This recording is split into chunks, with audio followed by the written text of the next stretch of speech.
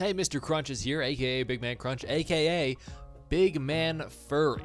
As some of you know, people like to berate me in my chat and call me a furry, and I'm just not gonna have that. I cannot possibly have anybody call me a furry without proving that I'm not a furry first. So I thought to myself, what is the best way to prove that I am not a furry? To which, of course, I only came up with one solution, and it's to go see the furries themselves in the wild at their own home turf. That's why I decided to fly all the way to Chicago for the Midwest Furfest convention. This way we can truly see what furries are like in the wild and see how they truly operate. I interviewed a few, I saw what the convention was all about, and that's what this entire video is. I hope you enjoy. If you do enjoy, make sure you comment that I'm not a furry. I just went to the convention to interview people. I'm not a furry.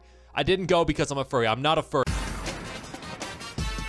So on my way to the convention, I saw a few interesting things. Of course, I went and stopped by Cellbot HQ. I took a quick pic with the Coca-Cola bear. On my way there, I touched and saw the big Chicago metal bean. That was pretty cool. It was a life-changing experience for me. I got to see a big metal bean. And then lo and behold, furries everywhere. Among the streets of Chicago, they were roaming all over. People in maid outfits and fursuits and animating all sorts of superhero cosplays. It was a sight to behold, and I'm sure the Chicago residents were terrified. Obviously, to navigate around the convention, one of the first things I saw was the map, and we had to look at it, in which case I then saw the HIV testing room, which was a perfect sign, but at least they're being safe with it. Hey, at least they're being safe. When I sign up, there's an older man who IDs me and makes sure that I'm like okay to go in and have the thing around my neck.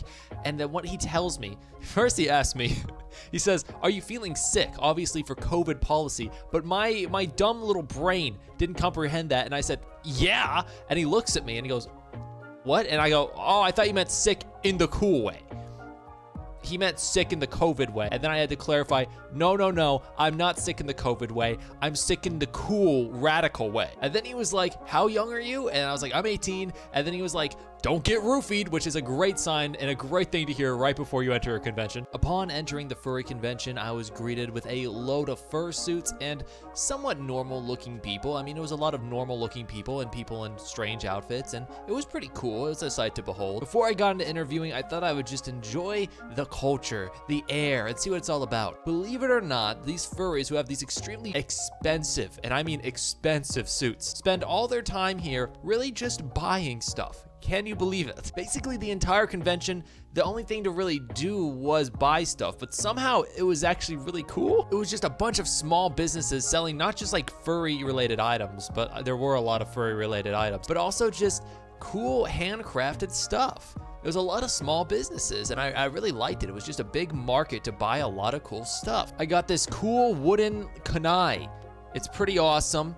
It's handcrafted. I don't know who made it really. Thank you, shout out. It was only 10 bucks. Can you believe that? Anyway, they had a lot of products there that were very furry related, obviously. And I was very surprised at the prices of fursuits. They're very, very expensive. After looking around the convention a little bit, surveying the area, scoping out their home turf, I decided to ask them the real scoop, the real questions that the furries wanted to hear and you guys want answers to. So I interviewed a bunch of furries.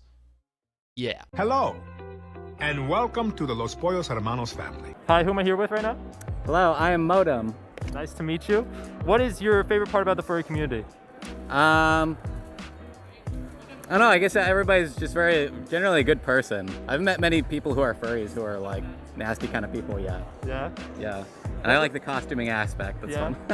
What would you say is something you could say right now that only furries would understand? Vor. Can I ask you a few questions about the furry community? I can try. How much does your fursuit cost? Probably about 8,000. That's a lot. What's the hardest part of owning a fursuit? The keep up and the care. You have to wash it all the time. Every time you go to a con, you got to keep it clean and maintained and brush it, or else it'll just get frizzed and, you know, damaged. If there's one thing you could change about the furry community, what would it be?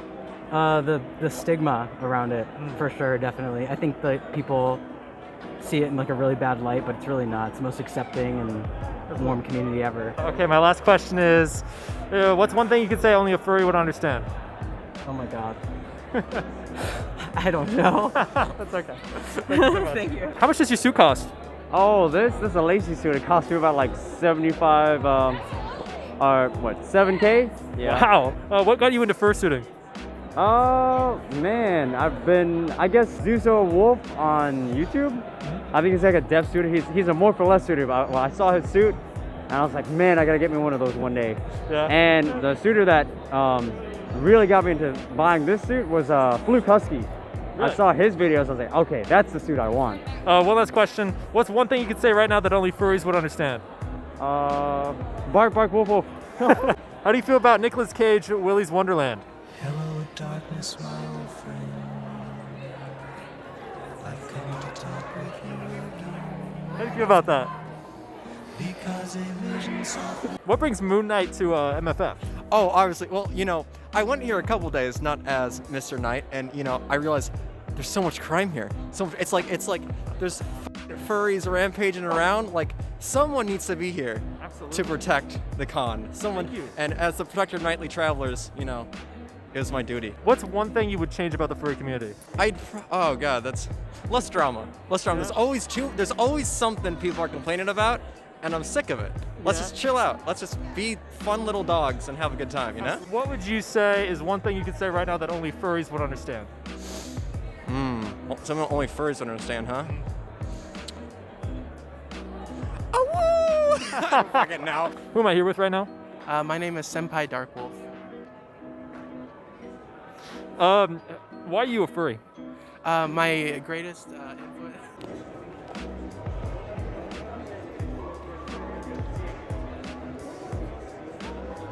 All right, overall, I gotta say the furry convention, it wasn't that bad, but I'm not a furry. It was more just like a collection of small businesses trying to sell their stuff to a community that has a lot of money. And I kind of appreciate that. I'm like, maybe I'll go next time as a vendor, you know what I mean? I thought it was pretty cool. There definitely was some weird stuff. I mean, it's to be expected. It is a furry convention at the end of the day. I did get to meet some public furry figures such as Duke the Dragon, whoever this cardboard cutout is, and of course my favorite furry celebrity, Swagger Soul. Overall, it was a pretty fun trip, okay? And on my way back, you know, I saw some guy's butt. It was my first flight ever. It was pretty cool. I hope this lets you know more about furries, their conventions. It educated me a lot more about them. I hope this also proves once and for all, I'm not a furry, okay? I'm not a furry. I was just interviewing them. I'm not a furry.